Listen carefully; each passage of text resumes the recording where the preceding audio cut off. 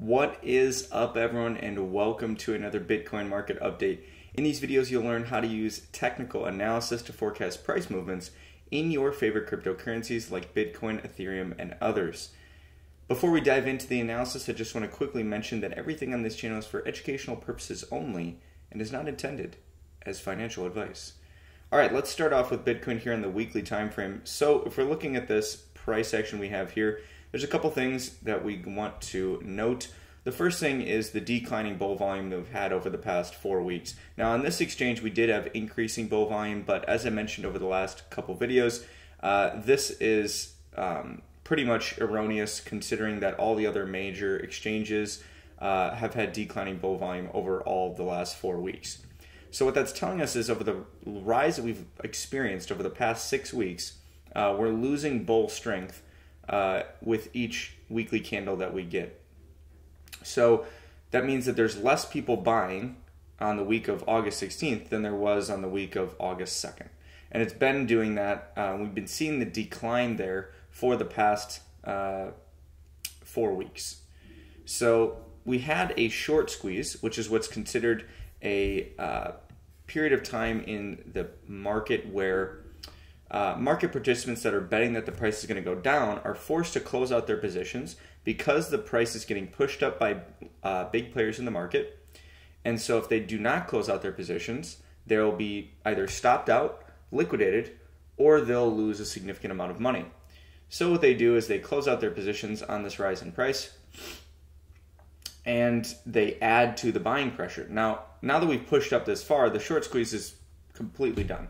So now it's a matter of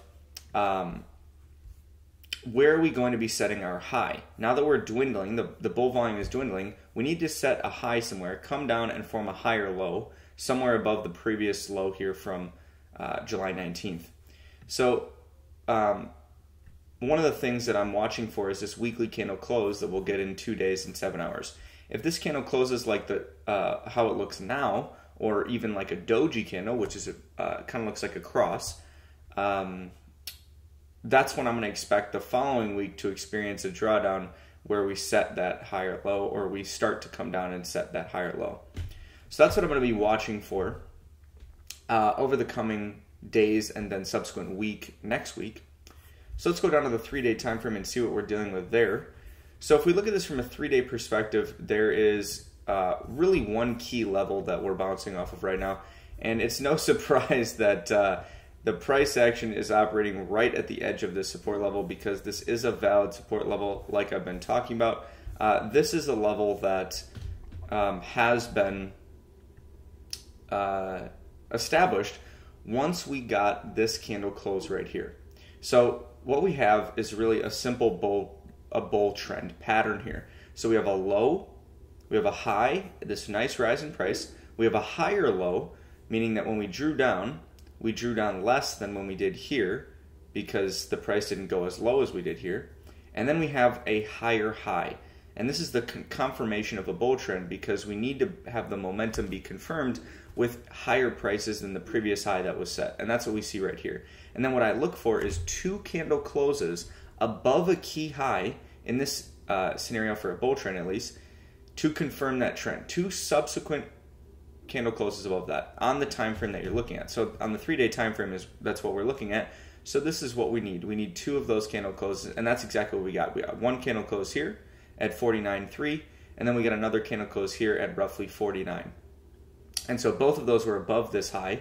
Therefore, the area where people were selling their Bitcoin here, which is this black candle because we pushed down, is going to be the area where we're going to see support, because it gives the people the opportunity that sold their Bitcoin here to buy it back now that they see we had a bull trend established here and confirmed.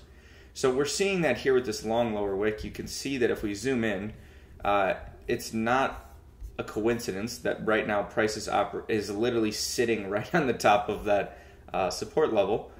So this level has and does appear to be holding up very well.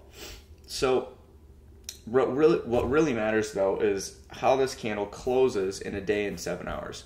Because if this candle closes back down here, if like we operate right here today and we have this long lower wick, it doesn't really matter if, in a day and 7 hours the candle closes down here. then it's still that's not bullish.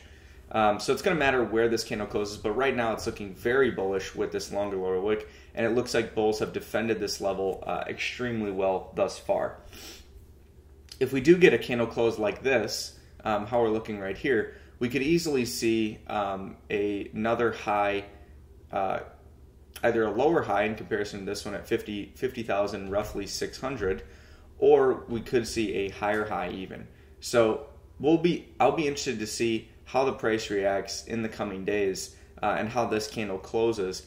But this great resistance level that we've already tested twice now, that I talked about over the past several videos, now that we've tested it twice, it's getting weaker with every test, let's remember. So now if we test it a third time, it's, we could just go right through it. So that's something to keep in mind as well. If we go to the single day time frame, this is an important candle close for us today. If we close this candle below this key low from August 25th, which is at 47,132 on this exchange, this white candle will end up being a resistance zone for price, similar to this red one that we've rejected off of 3 times now. So that's an important area to watch, is where is this daily candle closing? We have 7 hours remaining until this candle closes, so we'll see where that's at. Obviously, right now the blue zone is what's pushing the price up, so we're operating right on the edge of that. So if we close below that, that's pretty bearish in my opinion. So we'll see where the bulls can end up for the daily close. Right now it looks pretty good. If we pull up the Super Guppy indicator, we can see that we did not quite get into the investor EMAs here on this drawdown. If we are to bounce here at least, we did not get into them just yet. But the good news is every daily candle that's printed, you can see these are expanding and they're becoming wider and wider, which is going to provide more and more support when we come into those. So that's really good to see. So you can see they're really close together here, but as we move up here and then we come down here, they're still expanding and they're becoming further and further apart. And the white space in between them is your kind of guide there on what you're looking for that. And when they are expanded, you can see how they were pretty tight here, and then they expanded. That's where they provide a lot of resistance here, but also on the flip side, a lot of support here when you see it expand on the bull side.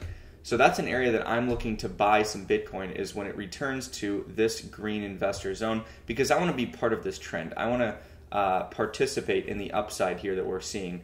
And what we could see is a weekly candle close this week where we might not even get into the green EMAs this week, but then next week, depending on the weekly candle close this week, we may go right into these to form that weekly higher low.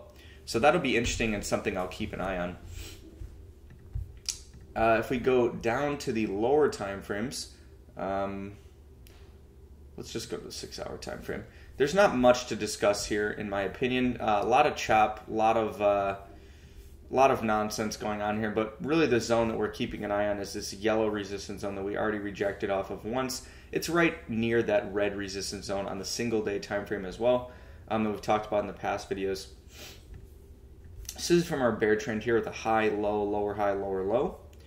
And we can see that when we come into this zone here, we get a nice rejection, and then we get a quick buying of the dip with above average bull volume, and then this nice curved RSI recovery where we're seeing increasing bull volume here over the past 2 6 hour candles.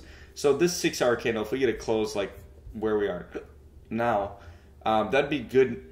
That would increase our likelihood significantly that we're going to get a candle close above that daily level that we would need if we're a bull. If we're a bull, we do not want to see a candle close below this August 25th low. We want to see a candle close somewhere anywhere above that, really, is what we care about. So from a 6 hour perspective, that's the main resistance zone we're watching. From a support standpoint, there's not really much down here in terms of support on the lower time frames, aside from the 12 hour level that we've talked about, which we actually did not close below. You can see we got really close right here if we look at the low of this white candle, but we didn't actually close below it, so it's still support. So we're still bouncing off of that level now and looking pretty good. So that's all I got for this one, guys. If you like this video, give it a like down below and subscribe for future educational content around cryptocurrency and blockchain technology.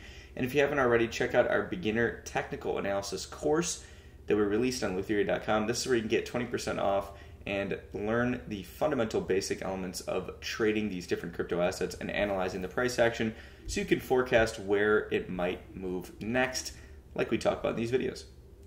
All right, until tomorrow, onward and upward.